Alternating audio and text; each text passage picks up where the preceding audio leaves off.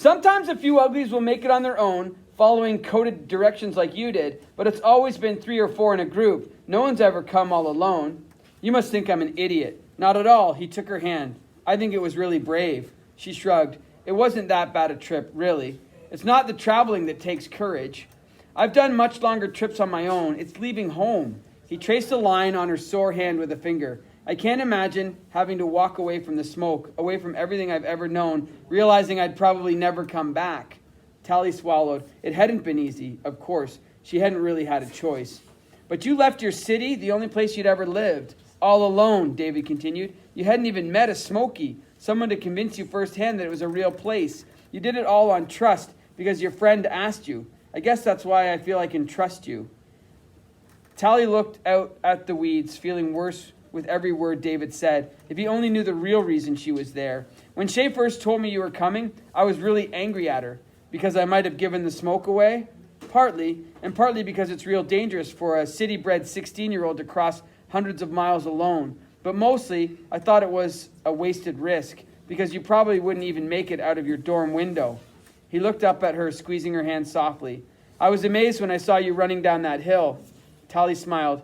I was a pretty sorry sight that day. You were so scratched up, your hair and clothes, and singed from that fire, but you had the biggest smile on your face. David's face seemed to glow in the soft moonlight. Tally closed her eyes and shook her head. Great. She was going to get an award for bravery when she should really be getting kicked out of the smoke for treachery. You don't look quite so happy now, though, he said softly. Not everyone thinks it's great that I came here. He laughed. Yeah, Croy told me about his big revelation. He did? She opened her eyes. Don't listen to him. From the moment you got here, he was suspicious about your coming alone. He thought you must have had help along the way, city help. But I told him he was crazy. Thanks. He shrugged. When you and Shay saw each other, you were so happy. I could tell that you'd really missed her. Yeah, I was worried about her. Of course you were. And you were brave enough to come looking yourself, even if it meant walking away from everything you'd ever known, alone. You didn't really come because you wanted to live in the smoke, did you? What do you mean? You came to see if Shay was all right. Tally looked into David's eyes. Even if he was completely wrong about her, it felt good to bask in his words. But until now, the whole day had been tainted by suspicion and doubt. But David's face shone with admiration for what she had done. A feeling spread through her, a warmth that pushed away the cold wind cutting across the ridge.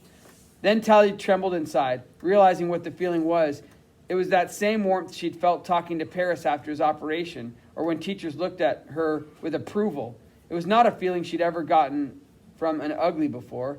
Without large, perfectly shaped eyes, their faces couldn't make you feel that way. But the moonlight and the setting and maybe just the words he was saying had somehow turned David into a pretty, just for a moment. But the magic was all based on lies. She didn't deserve the look in David's eyes. She turned to face the ocean of weeds again. I bet Shay wishes she'd never told me about the smoke. Maybe right now, maybe for a while, David said, but not forever. But you and she and I, he sighed. Shay changes her mind pretty quickly, you know. What do you mean? The first time she wanted to come to the smoke was back in the spring, when Croy and the others came. She told me. She chickened out, right? David nodded. I always figured she would.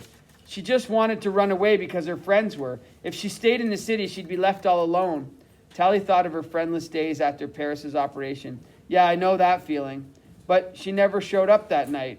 Which happens. I was really surprised to see her in the ruins a few weeks ago, suddenly convinced she wanted to leave the city forever. And she was already talking about bringing a friend, even though she hadn't said a word to you yet. He shook his head. I almost told her to just forget about it, to stay in the city and become pretty. She took a deep breath. Everything would have been so much easier if David had done exactly that. Tally would be pretty right now, high up in a party tower with Paris and Shay and a bunch of new friends at this very moment. But the image in her mind didn't give Tally the thrill it usually did. It just fell flat, like a song she'd heard too many times. David squeezed her hand. I'm glad you didn't. Or I'm glad I didn't. Something made Tally say, me too.